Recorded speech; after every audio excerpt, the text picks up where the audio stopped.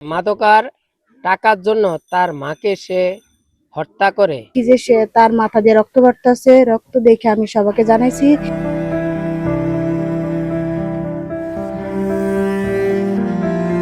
সন্তানের কাছে পৃথিবীর সবচেয়ে আপনজন মা। মায়ের ঋণ কখনো কোনো সন্তান শোধ করতে পারে না, কিন্তু সেই সন্তানই যদি মাকে হত্যা করে, এর চেয়ে নিদারুণ ঘটনা আর কিছু হতে পারে না। এমনই এক ঘটনা ঘটেছে চাঁদপুরে। ছেলের লাঠির আঘাতে মৃত্যুবরণ করেছেন গর্ভধারিণী মা।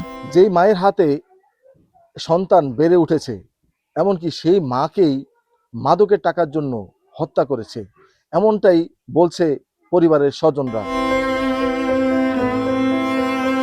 চাঁদপুরের ৯ নম্বর বালিয়া ইউনিয়নের ৩ নম্বর ওয়ার্ডে ঘটেছে এক নির্মম হত্যাকাণ্ড। বাবা মা বিচ্ছিন্ন থাকার কারণে ২ সন্তান নিয়ে বাবার বাড়িতেই থাকতেন জান্নাত বেগম। বড় ছেলে রাকিবের মাদকের নেশা আর টাকার অন্তহীন ক্ষুধা পরিবারটিতে আগেই অশান্তির বিষ বুনেছিল। ভোররাতে সেই টাকার দাবি নিয়েই মায়ের সঙ্গে শুরু হয় বাকবিতণ্ডা। কিন্তু নেশার ঘরে অন্ধ রাকিব হিতাহিত জ্ঞান হারিয়ে হাতে তুলে নেয় লাঠি। নির্মম আঘাতের পর আঘাত সহ্য করতে না পেরে নিজের ঘরের ভেতরেই নিথর হয়ে যান জন্মদাত্রী মা। নন্দর পোলা আর কি মাদক খায়, গাছ লাগানো খায়, এজন্য অনেক মারধর করছে। মারধর করে মাথা ফাড়িয়া দিয়া, সন্ধ্যার বেলায় মাথা ফাড়িয়া দিয়ে মাইরা থেকে গেছে। ভোরবেলায় কাহিনী করছে যে আমার মা এমনি মারা গেছে, মারছে ছেলে। আমরা চাই খুনের বদলি খুন চাই, আমরা বিচার চাই। পাপের দাগ ঢাকতে এরপর শুরু হয় অন্য নাটক। মায়ের স্বাভাবিক মৃত্যু হয়েছে দাবি করে ঘটনার ধামাচাপা দিতে তাড়াহুড়ো করে শুরু হয় উন্নত প্রযুক্তি এবং অভিজ্ঞ চিকিৎসক দলের নিরলস প্রচেষ্টায় আমরা আছি আপনার পাশে। ডেল্টা হাসপাতাল। দাফনের প্রস্তুতি, কিন্তু শেষ রক্ষা হয়নি। খবর পেয়ে চাঁদপুর মডেল থানা পুলিশ ঠিক কবর দেওয়ার মুহূর্তেই উপস্থিত হয়ে মরদেহ উদ্ধার করে। একই সঙ্গে ঘটনাস্থল থেকে আটক করা হয় ঘাতক সন্তান রাকিবকে। দোয়াইতে নিয়ে দেখি যে সে তার মাথা দিয়ে রক্ত পড়তেছে, রক্ত দেখে আমি সবাইকে জানাইছি।